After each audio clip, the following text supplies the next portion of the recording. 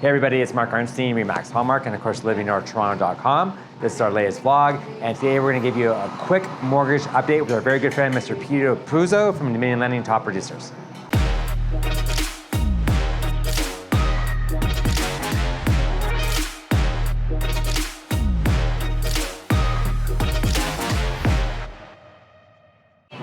Today I wanted to do a quick little interview with our good friend, Mr. Peter Puzzo from Dominion Top Producers. Peter, thank you for being on today. Thanks for having me, Mark. It's a pleasure as always. If you've heard in the news lately, there's been a couple little new mortgage changes that have come out, basically more focused on the renewal part of doing your mortgage. So if you're coming up for renewal, basically your term has expired. Now the banks are going to start letting you be able to shop it around without having to going through the whole pre-approval process, which is what you used to have to do in the past. Did I get that right? Sort of. Oh, sort of. Okay. What they've done is they've said if you are transferring mortgages and you were originally CMHC insured, right, the stress test no longer applies to you. Okay. The actual approval process, and same goes for, again, high ratio mortgages have their own set of rules.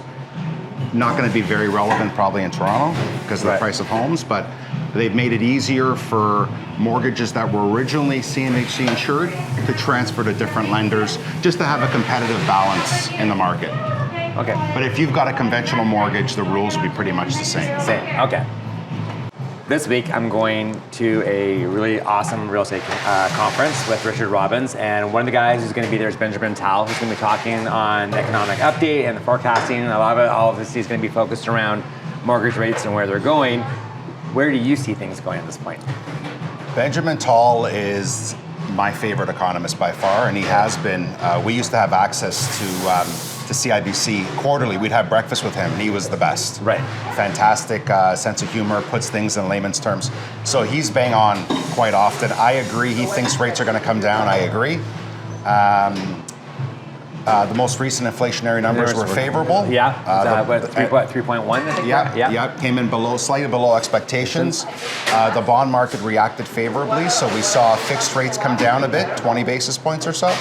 5-year money now between 5.5 and 5 3/4. Okay, so I want to touch on that real quick because we talked about that a little bit earlier before we got on to do the video, and that's actually not a bad rate when you think about it. It's not bad. Yeah, it's not bad. The risk, again, and this is the conversation I have with my clients, is if you're in a 5-year, 5 3/4, and in 18 months the rates are in 4.5, it's expensive to get out. Right. So again, as per previous conversations, the 3 years seems to be the sweet spot.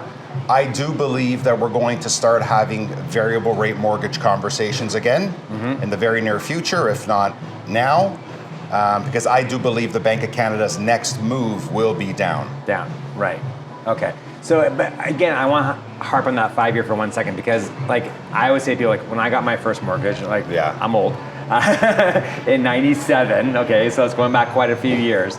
But at that time, I had 6.25% on a 5-year fix, which was an amazing deal at that point, right? Yeah. So, like, when I started in the business back in 95, we were just coming out of double-digit rates. Yes. So at 6.25 for a 5-year fix, that's not bad, and that's in 1995.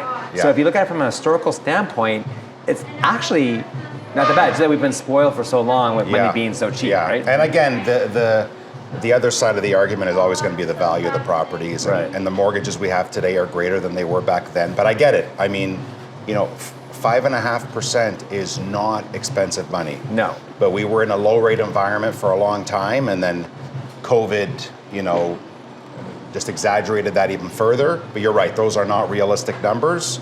I've always believed like something in the mid-4s would be healthy for everybody involved. I agree. And very affordable and would keep the market going. And so we'll see. Hopefully we get there, in the next 12 to 18 months. Okay.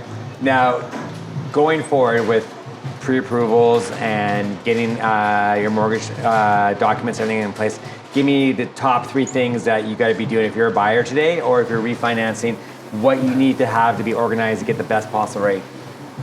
Well, you need confirmation of your income. Yeah. So if you're self-employed, you're looking at 2 years tax returns, notices of assessments, what we call T1 generals. Yeah. If you're employed by a company, you're looking at 2 years T4s and pay stubs. Right.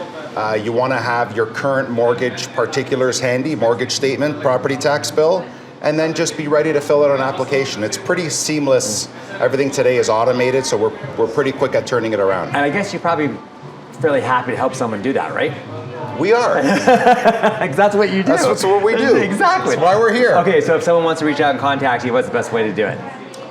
Peter at mrmortgage.ca. Exactly. And we'll put all Peter's contact information in the actual body of the post for this vlog. But as always, Peter just does an exceptional job. He's very detail oriented, very, obviously you can see, very personable, and a pleasure to deal with. So if you need any mortgage advice, this is definitely the guy you want to be talking to. Puzo, pleasure as always, my friend. Always a pleasure. Thank you so much. Nice to see you. Thanks for watching, everyone. Take care, and we'll speak to you soon. Bye-bye.